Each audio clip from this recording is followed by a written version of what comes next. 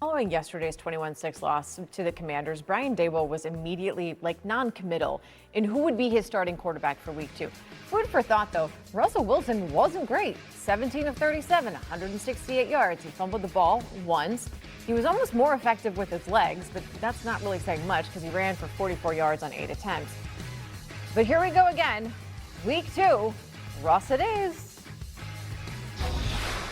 Do you intend to start Russell Wilson this week?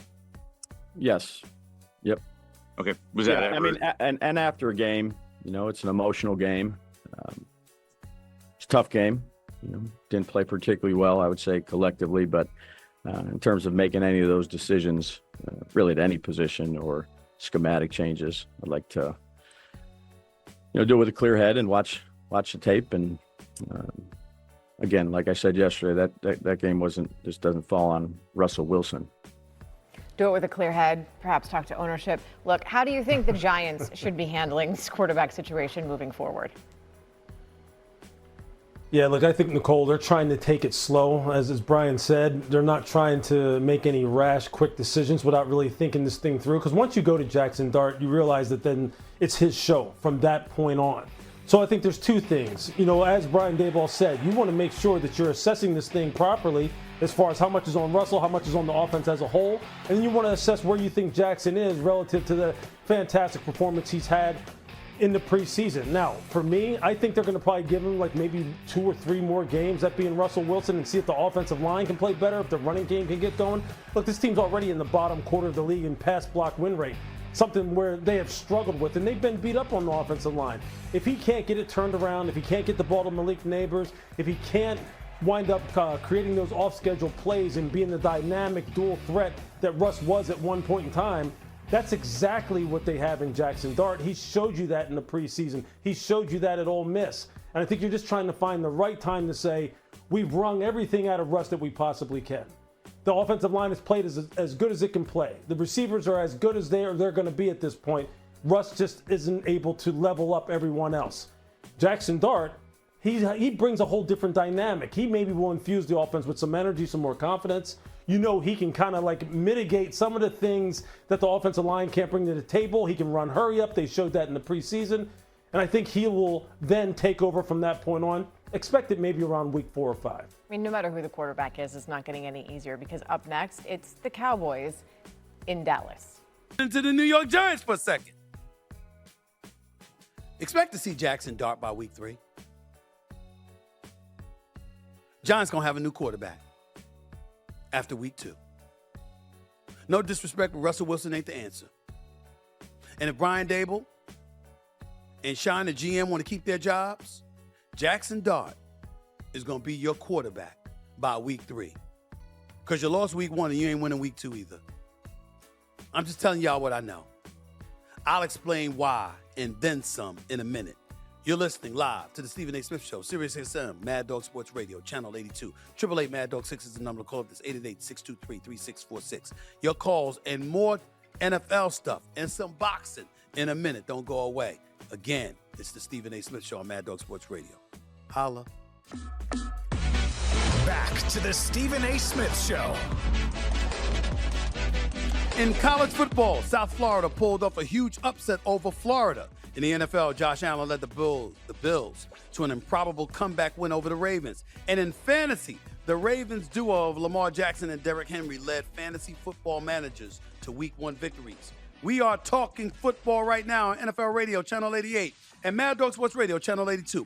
College Sports Radio has college football covered on Channel 84, and the Fantasy Football Talk is on Fantasy Sports Radio, Channel 87. Or listen on the Sirius XM app. Back to the calls in a second at 888 Mad Dog 6. That's 888-623-3646. You're listening live to the Stephen A. Smith Show, Sirius XM, Mad Dog Sports Radio. Let me say this. Ladies and gentlemen,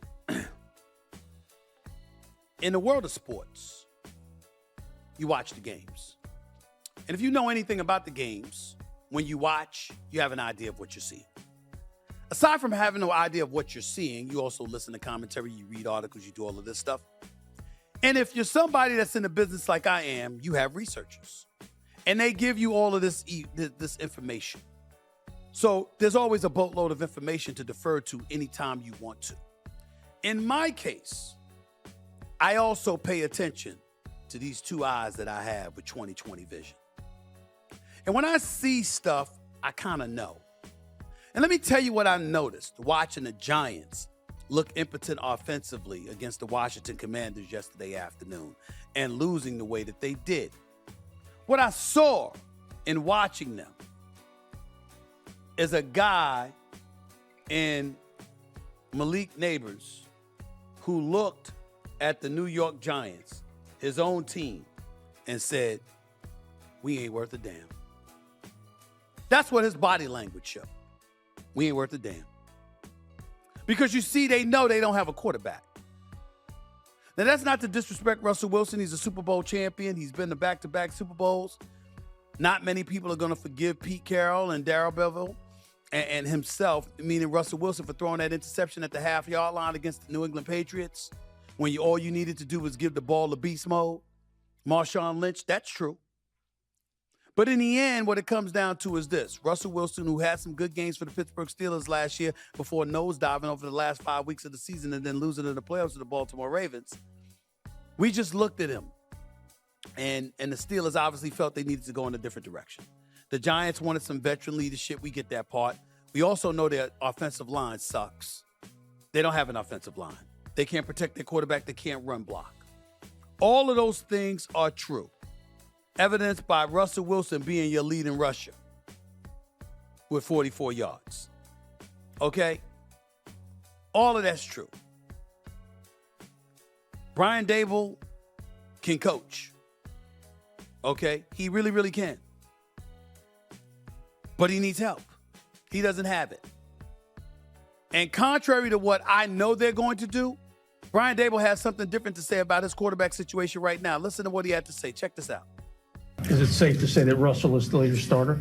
Yes. I mean, we're just right here after the game. I got confidence. We got to do better around overall. Coaches, players, around everybody. So, we'll get focused and ready to go on Dallas. Go ahead, Brian. In fairness, you not answering this sounds like you're not answering. Well, we're talking about after every game. I got confidence in Russ. So we're going to go back. We'll evaluate the tape. This game isn't on Russell Wilson.